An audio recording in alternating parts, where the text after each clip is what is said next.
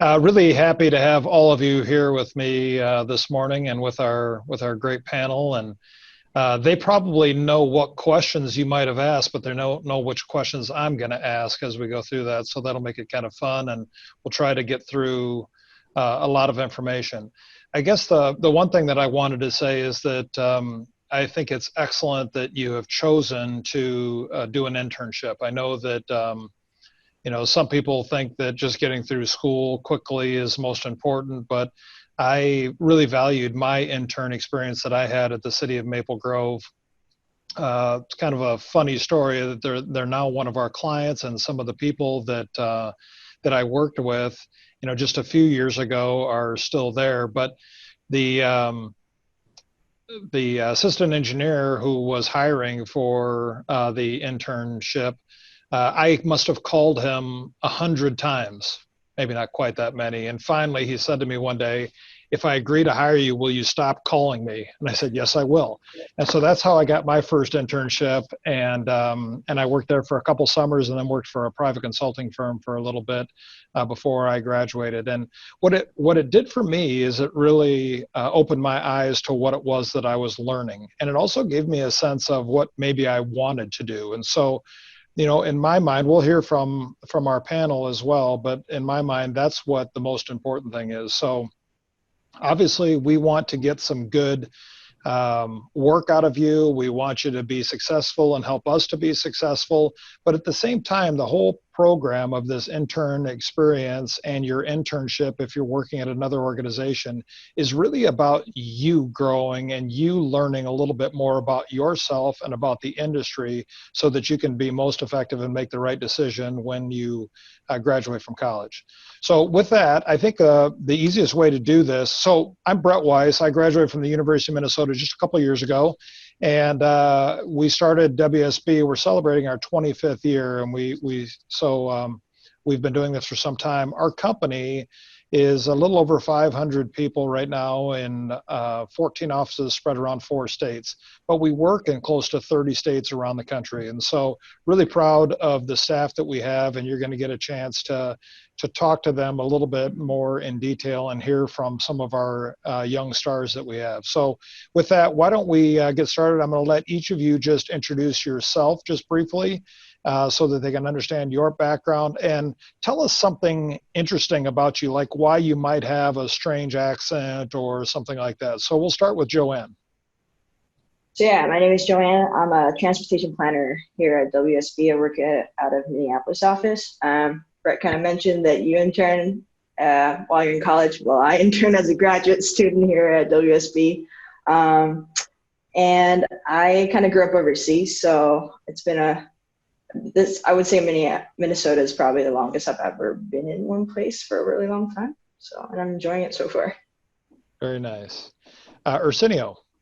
My name is Arsenio, and just like Joanne, I started working at WSB while I was in graduate school. I was born in Spain and came to the US first when I was 15 and been in a couple different places, but I graduated with a bachelor's and a master's from North Dakota State, and I've been with WSB and the Water Wastewater Group since I graduated. Yeah, so you can see that we not only hire really highly talented students from the University of Minnesota, we also, spread out and hire students with lesser education, like North Dakota State University and Arsenio. And he's really done an excellent job with that education, so we're proud of him. So, Stephen. Hi, so my name is Stephen Orhosky. I'm out in the land development group in Denver. I graduated from Iowa State last May, and I've been out here ever since then. Grew up in the Midwest, so kind of funny that I'm not in the Twin Cities offices or any of the offices there, but I'm actually packed up and moved out to Denver. So that's where I'm at now. So love it out here. Good. All right, Laura. Hey, I'm Laura Kivisto. I work in the Water Resources Group in Golden Valley. I graduated from the University of Minnesota with an environmental engineering degree just last May, so I've been here full-time for 1 year now. I grew up just about 30 minutes west of the Twin Cities, so I've been here all my life, but really decided to work in water resources because I am super passionate about the outdoors, and water specifically. I've just always been really drawn to it. I interned with WSB for 2 summers, actually with the environmental compliance group, and then transitioned into water resources during a school year internship during my senior year, and then started full time. Great. Thank you so much. So what we're going to try to do, and I do encourage you to use the chat button if there's something that you would like to hear more from our panelists or from me. So don't hesitate to do that. The one thing I will tell you as you go through this process, and I want to hear from the 4 panelists on this as well, or a couple of them will bounce around. We won't make you answer every question, but how did you get comfortable asking questions, right? So you want to get the most out of your internship. And one of the challenges is, and I remember back when I was a young engineer and an intern, that there were some times I got a task and I didn't know exactly how to handle that task. And so it made my stomach kind of churn because I was nervous thinking that they expected me to know that. Have you ever felt that? And if so, how have you overcome that? And especially as an intern, well, you're really coming in with very little knowledge about our industry. Let's start with Joanne on that. To be honest, like, even I came in while I was in graduate school, and for me, it was like a kind of a career switch, because before this, I had absolutely nothing to do with engineering, design, transportation. My work was kind of doing policy work overseas. So I knew that I was coming in without knowing anything. So like, I think it's hard at first to kind of admit to yourself that you like can't ask questions. It's uncomfortable, but to be honest, like it's better than doing something wrong, in my opinion. So might as well ask and get that confirmation. It's like, is this the right way? Like, could you guide me? And I've been very fortunate to have managers and supervisors who have been very patient and very directive in terms of what they wanted, or when I wasn't doing something right. So I would say, don't be scared. I still ask questions. I still ask questions, and they might be just like, hey, like, Jack, is this correct? And that's it. But that itself helps me kind of, do my work. Well, thank you. So Stephen, when I came through my career, I worked in a lot of cities, and so I asked a lot of questions of the city administrator and the water superintendent and the public works director, and I just tried to learn so much from them. Who have you found that has been really helpful for you, kind of tagging on to this question, to help you advance and become, to learn more as fast as you can? Right. I really like this topic because that's one of the most important things, in my opinion, of being an intern is asking questions. There's so many different moving parts in our industry, and it's really hard to understand and know all of them. So I think it's really important. And I've looked to my supervisors, and I've had a couple now. I interned for a couple of years in Minnesota, and then now I'm out in Denver with a different supervisor. And it just, every single supervisor that I've had have been willing to answer these questions. And even if it's a simple question, like Joanne said, is this right? They want to help you as much as possible. And those little questions really will go a long way and help you learn along that process.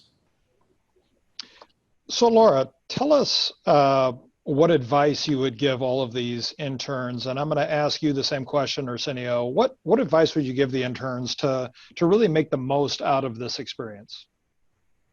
I think that actually the question piece is huge, that if you can work through that process of identifying what it is you're trying to ask, and then ask an effective question, you will get a lot of help from people, and you'll pick up on so much knowledge.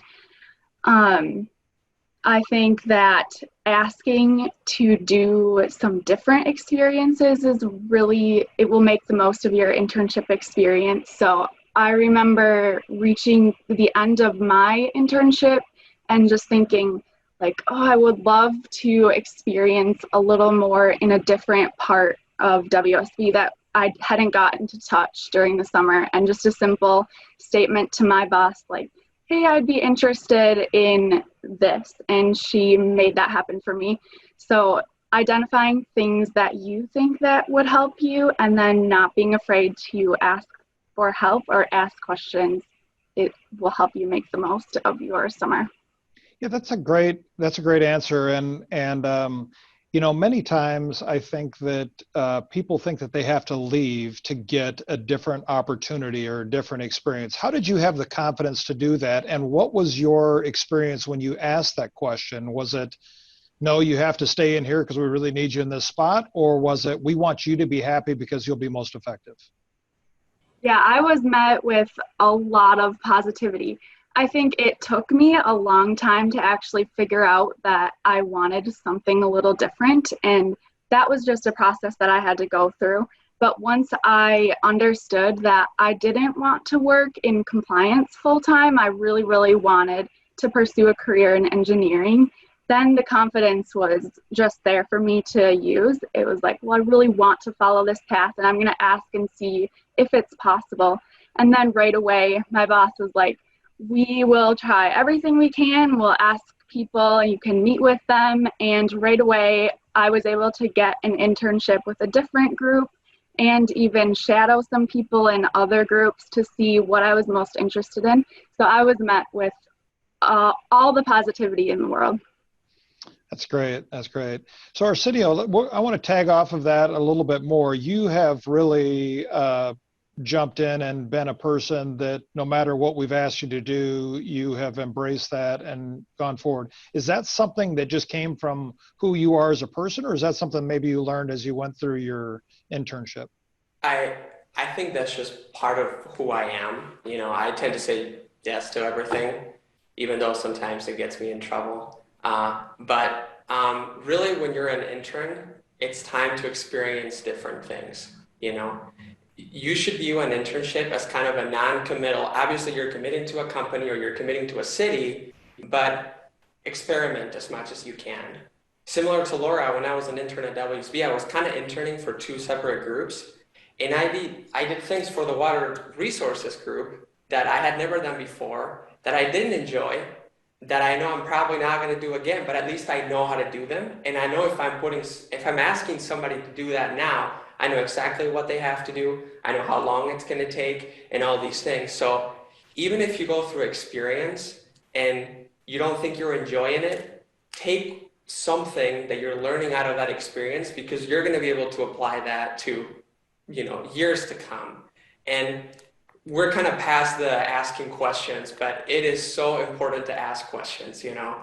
When I started at WSB, because I was coming from grad school, I had this idea that, oh, I'm supposed to know all these things and people expect me to know all these things. And I would find myself sitting at my desk and just my wheels would be spinning and spinning and spinning. And I had a conversation with another graduate engineer at the time that really made everything very clear for me. And he said, look, nobody's expecting you to know how to do this. So please ask, you know? So that really resonated with me and said, oh, nobody's expecting me to know how to do this. Great, I will ask questions, you know, so don't be afraid to ask.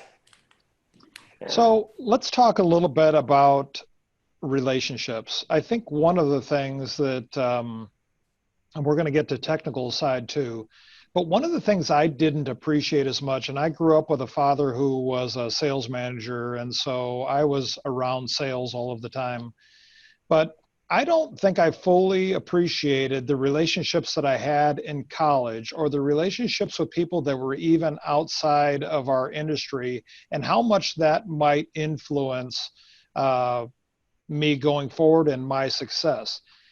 One of you raise your hand and tell me who would like to speak to that about if you are staying in contact with those that you went to college with and if that has been helpful to you. Laura. Can go. So I feel like I had a really unique experience. So I met a girl my freshman year at the University of Minnesota, and I was set on becoming a biomedical engineer. And she had kind of she was undecided, but thinking about environmental engineering or civil engineering. And I remember one conversation that we had that she said that that's what she was interested in. And for some reason I was like, whoa, environmental engineering, that's so cool. I think I want to try that too. And then we kind of didn't have any more classes together, so we didn't see each other. And then again in our senior year, we got in the same capstone project for a water resources project, and we did that together. And now she works in the same building as me for a different engineering consulting firm. And so we'll meet up for lunch and just talk about work and how it's going. And it's so helpful to have someone who's kind of going through the same stages, and you can discuss just what's up and how work is going. Yeah, and that's great. Anybody else want to address that?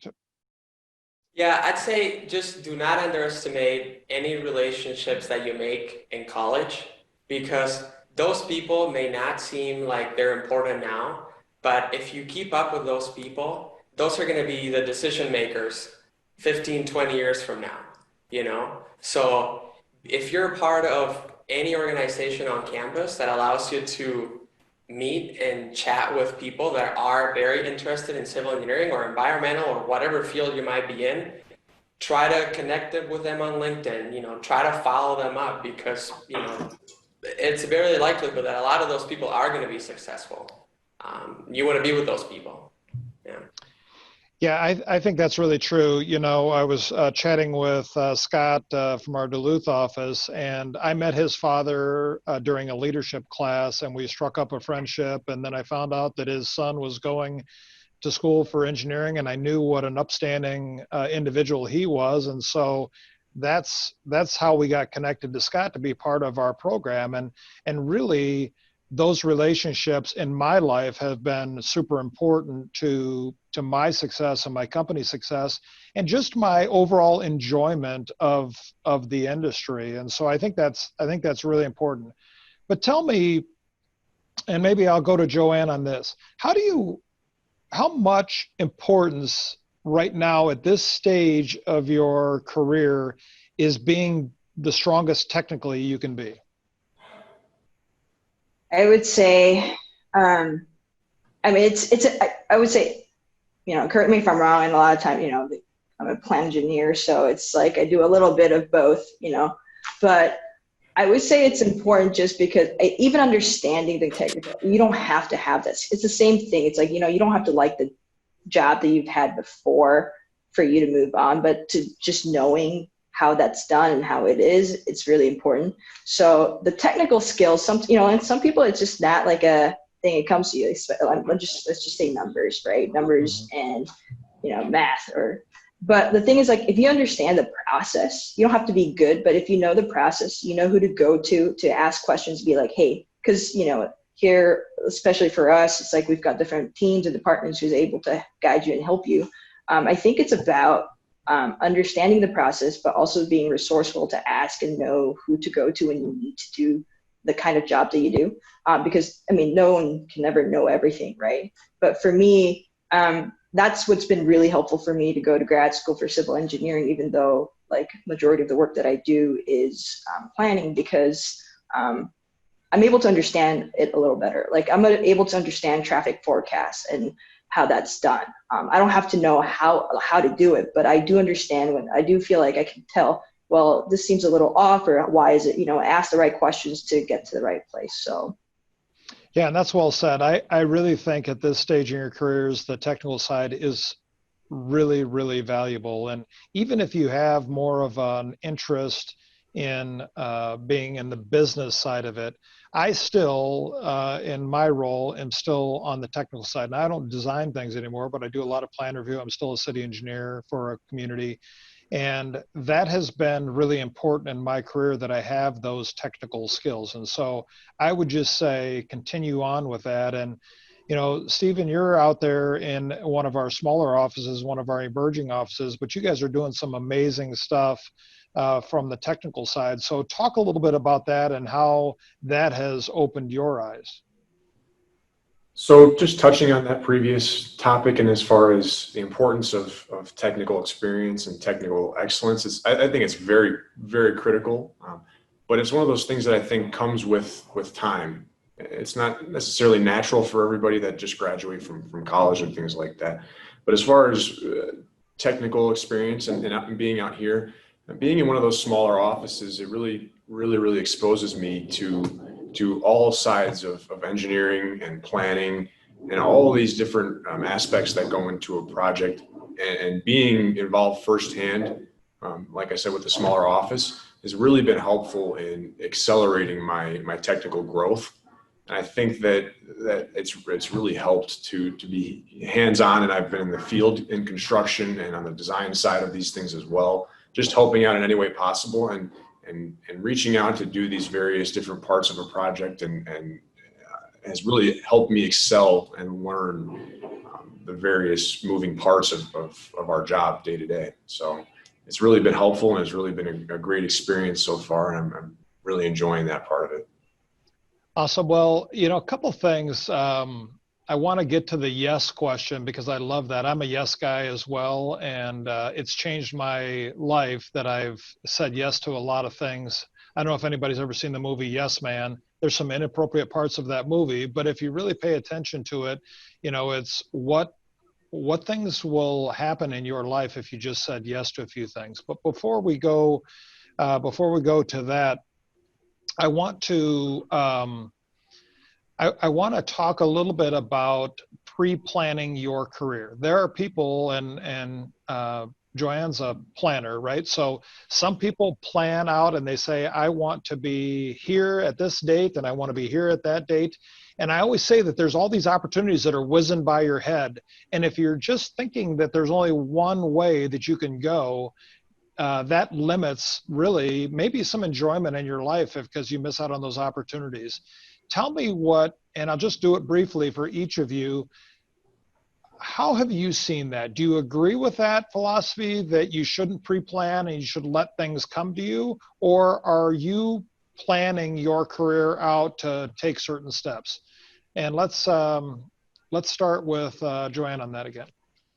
I think it's okay to plan, but I think you should be open to change or admit when you're like, oh, this isn't it for me. Like I said, so long story short, I actually applied for a development program here at the U, meaning like the work that I was going to do was, I was so determined the kind of work that I wanted to do was international development work. And I knew since I got into college, I was like, that's how I was going to do it. This is the major that I was going to major in, which I did.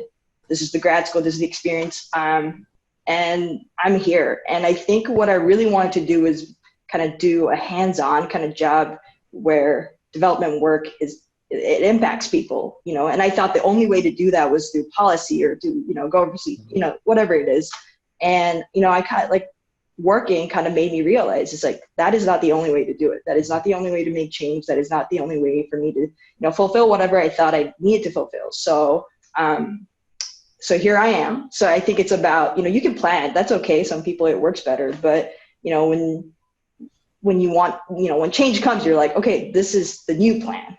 I think that's just as important. So. Very well said. How about you, Arsenio? I'm kind of a planner too, but I think that to have a plan in the big picture is fine. For example, I knew I wanted to be a civil engineer, right? That's very big picture. I went into school thinking, oh, I'm going to design bridges and build roads, and now I'm operating a water treatment pilot plant, So the plan has completely changed. It's in the ballpark, but kind of like Joanne said and Brett said, just don't be afraid to experience other things.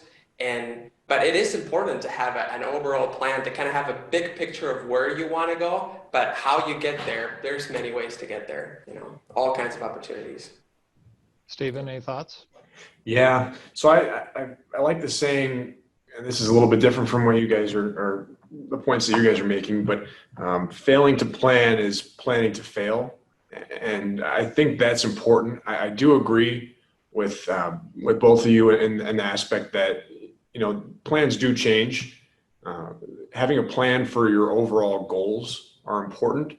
And it's not always as important as how you get there, but the fact that you have those overall plans and goals to get to where you want to be.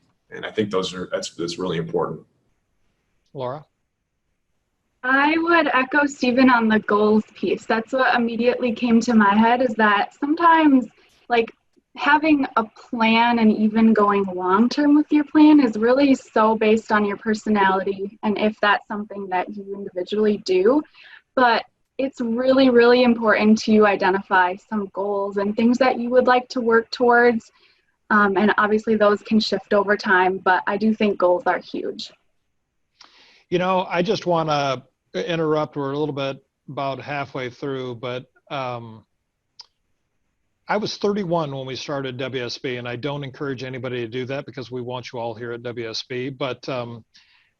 But what I will say is that I had a lot of people tell me I was too young and that I wasn't old enough to do something. And my response lately has always been, well, Mark Zuckerberg was in college when he started Facebook, right? So anything is possible. I just want to say, listening to the four of you talk, it's really refreshing to hear the wisdom that is coming from you that are all only a few years out of college, and yet you fully understand things. So I think it's really important that all of you that are listening in on this call recognize that don't let age be a burden. Don't let somebody tell you that you're too young to do something or that you're not smart enough to do something, because that's not true.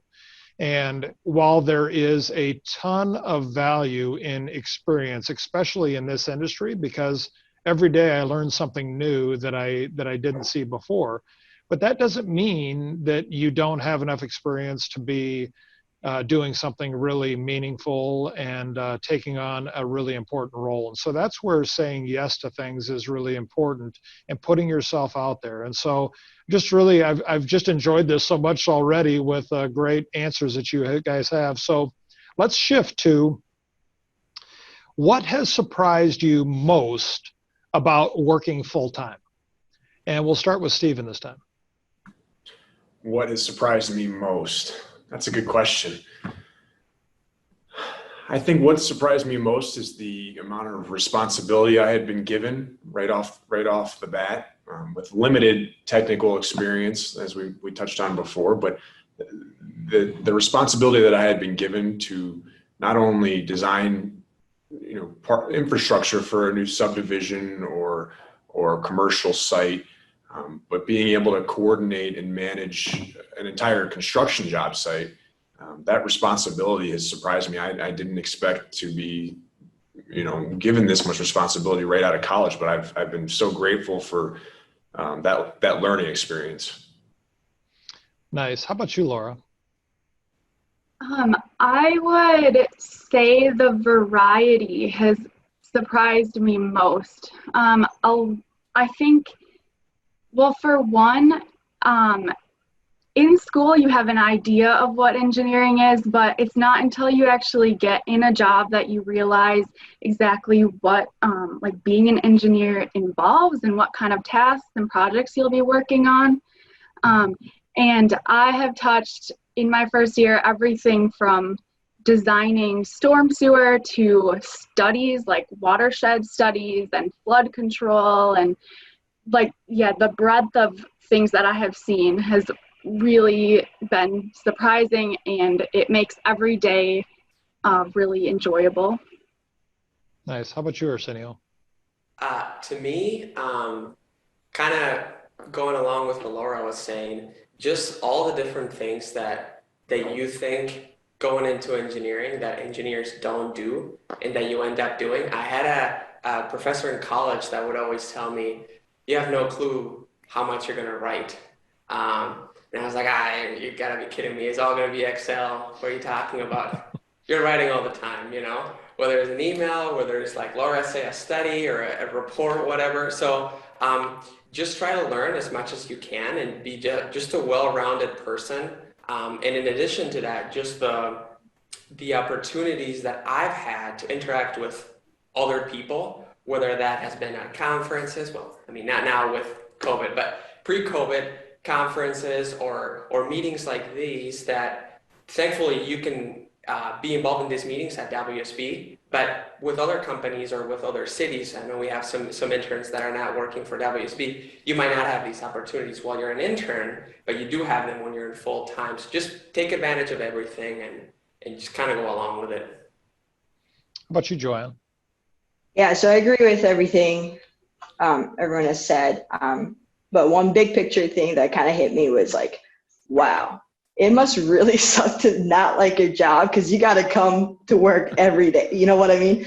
And, and that's a big picture thing because for me, it's like I like what I do, like the kind of content that I work on, the kind of work that I do, I like it, but like, you're an intern now, but, eventually be a full-time, meaning like you might go back to school in a couple of years, you might not, and this might be it. You would be working, and it's like you should really like what you do. And I think this is a good opportunity for you to like try it, try and not like it, try and like it, but that's something that I did, it hit me. I was like, wow, if you really don't like your job, going back to work every day for however long from now on out sounds really bad. So, take advantage of it when you can.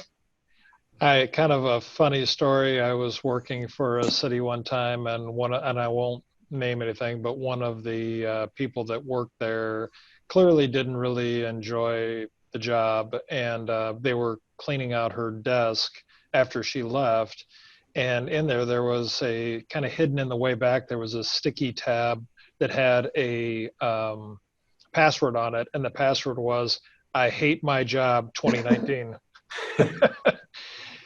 Probably a good sign, right? That maybe that was kind of a drag to show up every day. But so let's tag on to that a little bit, though.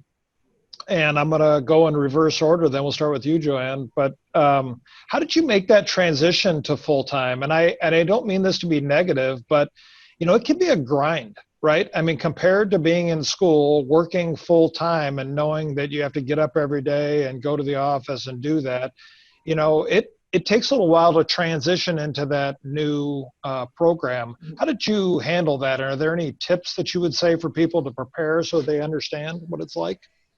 I think so. I think what I was worried the most was like, like the shift for me was that now going from an intern and then going to full time, it's like that responsibility. Like weirdly, it's like now I feel like I had to do something more when it wasn't, but I felt like I was putting that pressure on me. I think the best way to do it is like everyone's new, and honestly, every project that I've worked on, it has never been the same. So, a lot of the questions that I have sometimes were kind of the questions my supervisors also had, because, it's a different project, it's a different process, or, it's a different location. So I would say for me was kind of like, think about it like first day of school, kind of the same idea. It's going to be new, it's going to be uncomfortable, but that eventually you'll get used to it. I think a lot of times we put that stress on ourselves and we kind of question ourselves a lot, and that kind of ends up being hard. But like in reality, like everyone's new. I'm like, like you're new, someone else in the office might be new too. And I think that's a great way to connect, because a lot of time you do onboarding together. I know it's kind of virtual now, but like it's a good way to kind of, stick together for newcomers. And that's helped for me. Arsenio, do you have anything to add?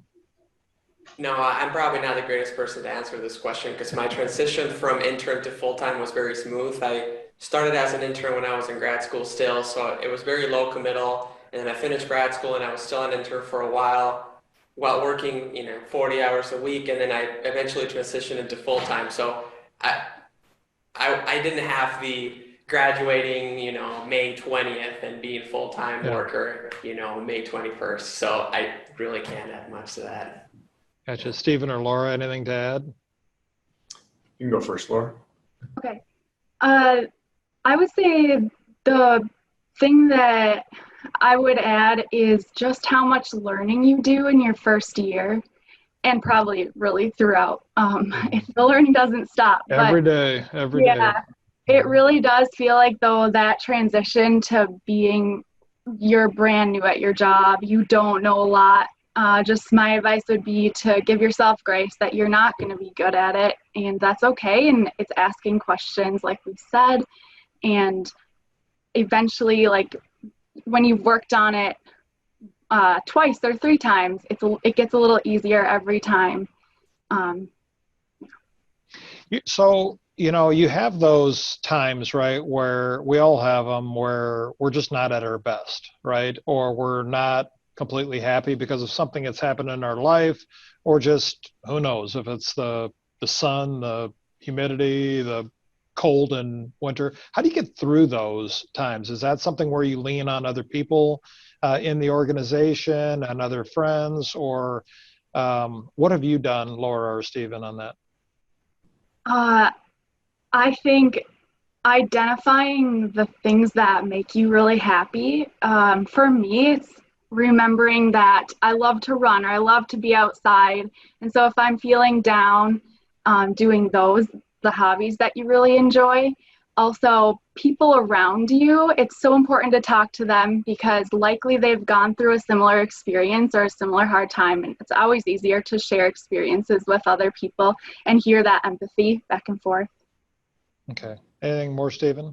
Yeah, I agree with that. I really come from the idea that, you really should love what you're doing as far as work.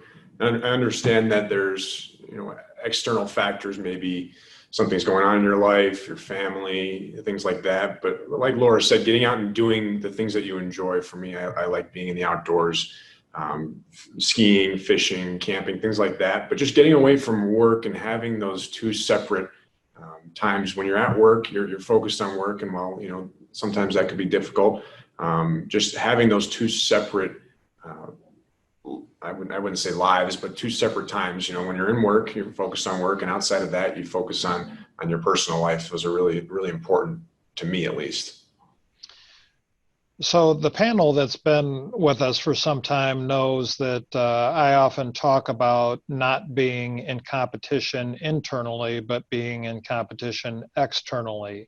And what I mean by that is that you shouldn't be competing against your coworkers to make yourself look good in order to be successful. That if we all work together and we're successful, that the opportunities emerge for all of us. How do you agree with that philosophy? And if so, how hard has that been for you? Because obviously we're all competitive people and we all want to get ahead and get promotions and get opportunities on the best projects. How have you dealt with that? And do you see that from your perspective with the managers that you work for? And let's start with Arsenio. Yeah, so I'm a pretty competitive person. I played Division I sports in college, and but you really have to change the mindset that you are working on a team, kind of what Brett was saying. And ultimately, everyone here is in the same boat that you are. And if you're successful, they're going to be successful. And if they're successful, you're going to be successful. Obviously, if you happen to not be doing your work or whatever, you're going to drag everybody else down with you because you're not going to meet deadlines. And, you're going to make the company or whoever you're working for look bad, but ultimately just forgetting that you're competing and almost treating people that they're your friends. They don't have to be your friends because they're your coworkers, but I try to treat everyone here like they're my work friends, right? And I treat them nice, they treat me nice back, and we're all here for the same common goal. Yeah. Joanne, have you seen that or have any thoughts on that? Yeah, actually, my coworker right now, like we work really well. And part of the reason I think we do is because we're there to kind of like keep each other in check in terms of like when I have a question, I ask him, or he has a question, he asks me. And it's like, it's a way to like kind of grow together, like kind of what Arsenio was saying. I think it helps. It makes you feel like you're not alone in a sense. It's like you're both kind of like, again, it's like a reality check thing. It's like, oh, I don't know things all the time. Neither does anyone else who would be in my position. So it's like you're helping each other. And a lot of the projects that we kind of work on together, it kind of works really well to have that support when you're in your career. So it's been really helpful for me. Good. Stephen? I think it's natural for competitive people to be competitive with people around them, but it's important to understand that they're on your team. And they can provide a lot of knowledge to you, and you can provide a lot of knowledge to them. I like to think of it as you're competing with yourself to make yourself a better person every day, as opposed to channeling that towards your coworkers and people around you. Yeah. Anything to add, Laura? I agree with that philosophy. I think we all bring different personality traits or experiences or the things that we are good at to a team, and that's what makes the team ultimately the best it can be. So I think if for competitive people, it could almost be that you would find a skill set that someone else in the team does not possess and say, that is the thing that I'm going to get really good at so that I can be a part of these projects and help my team out in that way.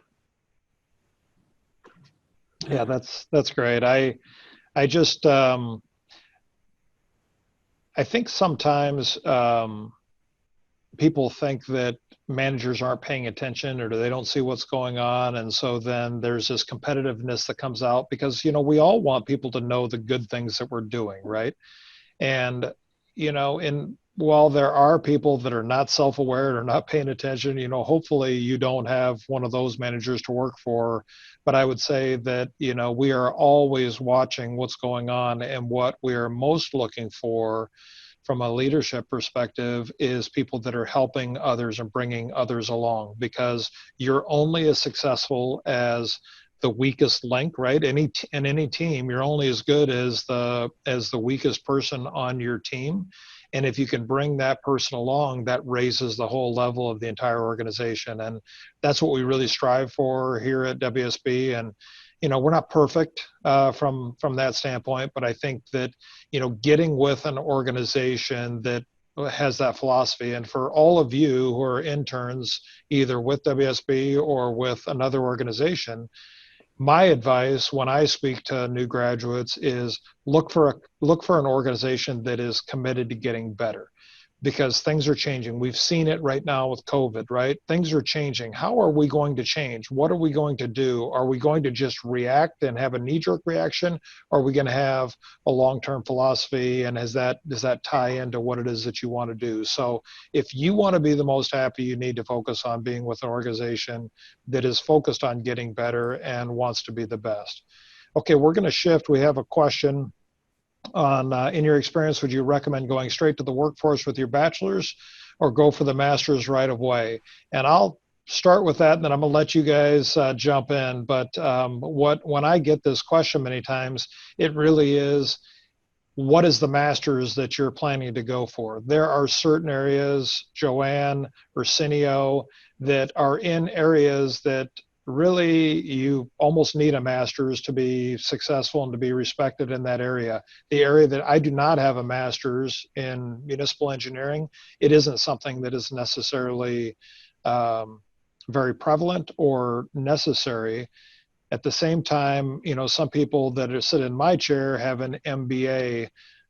I think you can get an MBA in multiple ways, like, going through experiences and reading a lot of books. And so I've learned a lot of things that way. But let's start. And I guess I don't know if Stephen and Laura have a master's, but let's start with Arsenio. Yeah, so you really have to look at yourself. And I know some people are not big planners, but kind of see where you want to go and really do some research into, okay, is a master's going to help me get there? I really encourage you all to, if you have a professor that you like at your college, in your department, go sit down with them and ask them, hey, this is what I'm thinking. What are you thinking? I knew that I kind of had to do a master's degree just because if I ever were to go back to Spain, it is a requirement for civil engineers to have a master's degree. So I kind of just jumped into it because I somewhat had to. But what really assured me was that I sat down with my professor that ended up being my advisor in graduate school. And I said, hey, I know you can do many things. I know you can study many things in grad school. But if I do grad school with you, we need to find something that's going to help me. In graduate school, there were a lot of people that were ultimately getting the same degree that I was getting, so Masters of Science in Environmental Engineering, but they were looking down a microscope all day, which is fine. maybe that's what they wanted to do for their future. But I knew that was not going to help me at all. So within a master's degree, within even an advisor, there are many opportunities for you to do research in certain areas that could really help you and could really benefit you, and others that are not going to make an impact, and you're honestly could very well just be wasting your time. A great example of this, and I'll stop talking, I tell to just ramble on, but the study I did in graduate school was a pilot study. So we were testing ultraviolet light to treat wastewater at the Fargo wastewater treatment plant.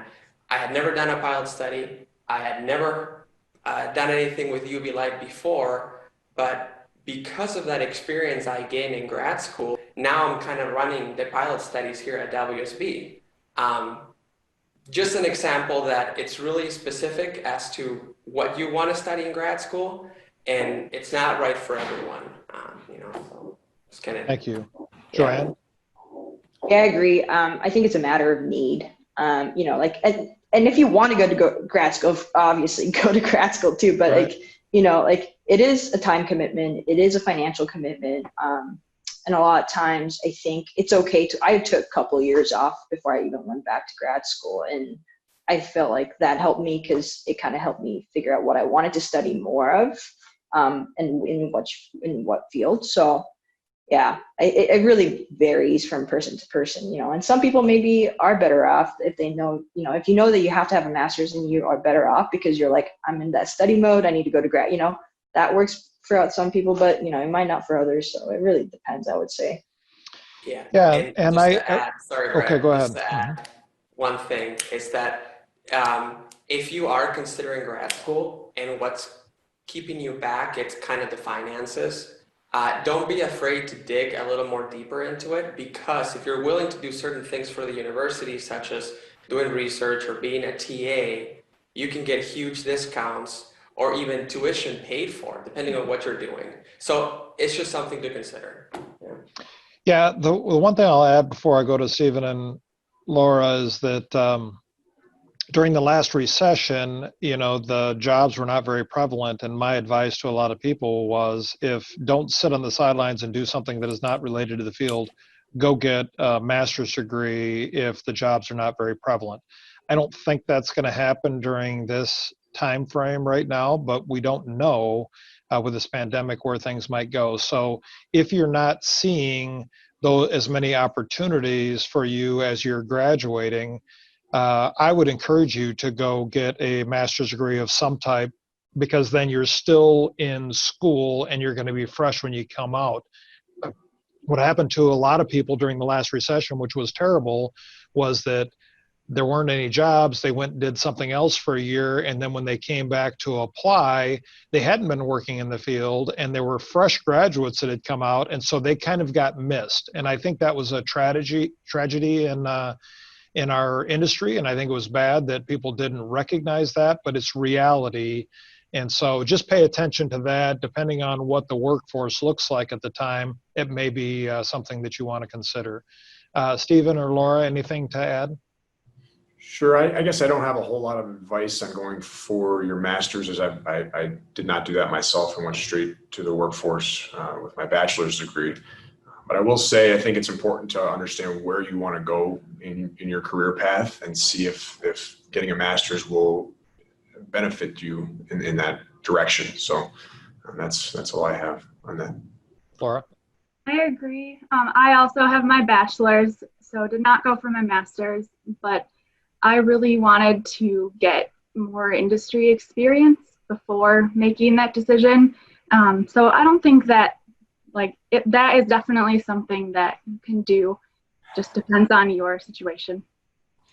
Yeah, and I think the other thing that I would add to that, and this is for all things career related, be careful who you're asking advice from.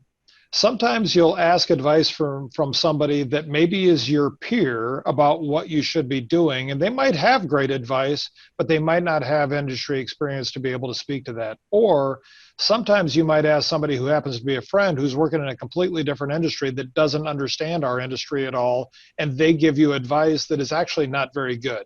So as Arsenio said, talk to a professor, or talk to somebody. You're in an internship. You've got a lot of people now that could give you some good advice about that, including the 4 panelists that we have, right? So they still may be young in their careers, but they've experienced a lot and they've been out in the working world and understand some things. So it's really important to do that. That is the power of this internship and the class that you're with right now. And also all of you who are not working for WSB but are interns and are on this call, we are willing to connect you all together. Stay connected, talk to each other, talk to our panelists.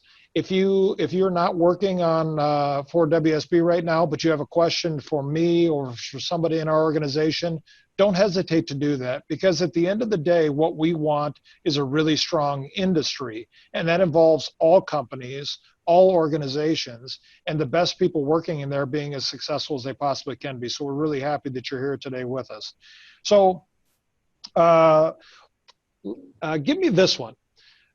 What are you most excited about this industry or your job? And we're going to start with Stephen. Well, there's a couple of things that I could touch on. I think I'm really excited about where at least WSB is going as far as the technology advancements and new project delivery methods. And at least in Denver, I know Jim and our team is working heavily on advancing the technology aspect of it, and that's really exciting to me. Personally, I think I'm really excited about having the opportunity of bettering our communities based off of what we do as engineers. It might deal with infrastructure and things like that, but just bettering our communities in any way that we can. I think that's extremely exciting to me, and I'm looking forward to continuing that. Joanne? Might be a little nerdy, but I am actually really excited to kind of start seeing how things change as our technology outside, like autonomous vehicles, kind of get incorporated into our system, because that really does impact a lot of the work that we do in terms of how will that affect the roads, the design that has been set for years, for decades. So that's something I'm really looking forward to in terms of that switch and change over the next couple of decades, I would assume, in terms of industry. I think for me, I'm just eager to learn, I just feel like every project that I've been working on, it's hard because I save up, I have a list of projects that I kind of have for me to go back to, but whenever really I go back to, I'm like, well, this is not really the same, so I really can't apply that here.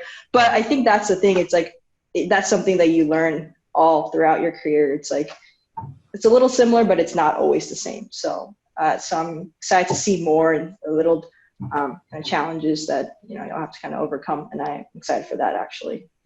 That's interesting, because there's a lot of people that are very afraid of tech. Both of you have talked about technology or new innovation, and a lot of people are afraid of that because it's change. And I think it's really exciting that both of you are looking forward to what that change might be and what that might look like. And for a person like me, and I run through my head all of the things that can happen as technology changes, but you can't be afraid of it. You have to embrace it. And that's where what we're trying to do with technology is to really embrace it, get ahead of it, and recognize that it's coming whether we want it to or not, right? And our industry has been way behind in some ways on technology. And so to me, that is very exciting. I love it that what excites you, Joanne, is learning every day, because that's what's going to make you really successful in your career. Laura? You got a high bar now, Laura. You got a high bar, and I'm leaving it last for Arsenio because he likes to talk. Last. What's going on here? We don't know how long he's going to talk, so. I have been really excited to be entering into my career at the kind of a transitioning point in how people think about stormwater. So I obviously work with water every day, and I don't think that people or developers thought about stormwater the same way that they're starting to think about it now. Before, I think it was more of a nuisance, a requirement that had to be met, and now we look at it more as this is something that's really important to our world and our surroundings, and that's really exciting to me to be able to work in something that's growing and it's a positive change. And then also really excited because this year, or actually in the past year, I've made it a goal to like learn as many new softwares as possible. And it's just been really fun to learn all these different modeling tools. And there's just so many cool tools that we have to use in our industry. So you're right that we did consider it a nuisance years ago, Laura, on the stormwater. You might have heard of the TR55 or TR20 programs that were out there. When I was a young engineer, we used TR55, and it was sheets that we would calculate the information on. So, and I'm not 100, okay? So there's been a lot of change in a short period of time with that, but that's really good. So, Arsenio, what do you have? How much time I got? Not enough, probably. We got 3 minutes So, and we got to close out. So to me, what's pretty exciting is just opportunities. When you start as a graduate engineer or whatever, scientist, whatever you're going into, in whichever organization you're in, you might be given a very specific project and you get that completed. But as time goes on, I've been with WSB for 3 years now. I was looking at the array of projects that I was working on, and I was working on this last month 6 different projects that were all completely different. So just the fact that all these opportunities are going to come up, and the more you jump into, the more you're going to continue to expand your knowledge and abilities and expertise, and just take advantage of that. And that, to me, is just really exciting. Yeah. Okay, so we're going to go kind of rapid fire. What's 1 or 2 words that you want to leave these interns with, or a phrase or a sentence? And Arsenio, go with you. I got the best one. Forge ahead. Forge ahead. Nice. Stephen. I would just say be a sponge, take in as much information as you can when you can. Laura. I would say that it's when you're uncomfortable that you grow the most. Very nice. Joanne. Challenge yourself. Love it. Well, thank you for listening. I'm going to turn it back to Alex. If there's anything I can do for any of you interns, reach out to me or to my assistant, Trevette, and also all of our panelists. So thank you. You did a wonderful job, but I'll turn it back to you, Alex. Thank you so much, everyone. We can give you a really big virtual round of applause. It's not the same if everyone's muted, but we just learned so much from all of you and sharing your experiences. And I'm so grateful that you could take time out of your day to be with us. And also for all of our interns, I hope that you found this very helpful. And like we all said, please don't feel like you can't reach out to us. You have my email, at least if you're not a WSB staff member, and Melanie will be also having your contact information, and I'll be sending out a short survey about this event, so check for that. So thanks everyone, have a great day, and we will talk to you soon.